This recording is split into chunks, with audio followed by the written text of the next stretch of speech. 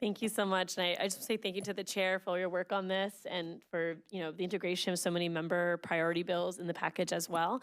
And of course, all my colleagues for singing what sounds like a very similar tune. So I do appreciate the thoughtfulness, of course, from the public as well. I definitely echo in the concerns about the 6-year expiration of the TDT. And I come from a very unique position. I actually want flexibility with the TDT, which is probably counter to many folks here. But I also have concern about that 6-year expiration because it is going to make it more difficult, especially for communities like mine in Orange County, to plan ahead, to bond out, and to invest in our infrastructure, which generates revenue not just for Orange County, but for all the counties around us. Many folks who visit us will spend time in Brevard County. They'll spend time, maybe they'll get a place to stay in Seminole County. So it really isn't a regional engine as well, but we carry the responsibility to uphold that environment to attract people in the first place. But the other point I just want to make as just something to reflect on is that, when I look at last year's tax package, and obviously we're in a different fiscal place, but last year's tax package had a really good balance of a lot of consumer tax breaks compared to just the business corporate tax breaks. And though I do agree that the elimination of the BRT is an area of great concern for constituents, one reason why Florida still has the BRT is because we don't have a state income tax.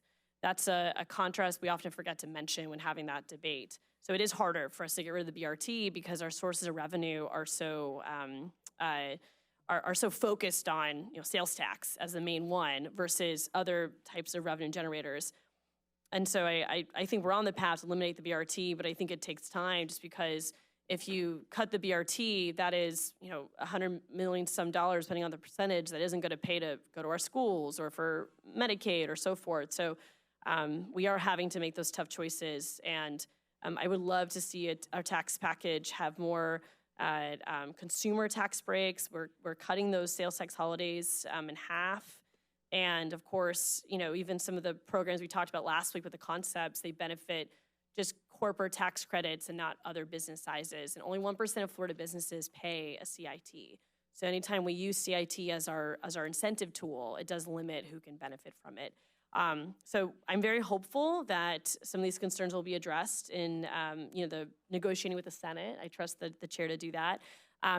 To represent Orange County, which is probably one of the most impacted counties by the TDT changes, I will also join other colleagues in voting no on this tax package, but I do appreciate the great dialogue and conversation. I hope I can get to that Eskamani on the House floor once negotiations with the Senate begin. Thank you so much, Chair.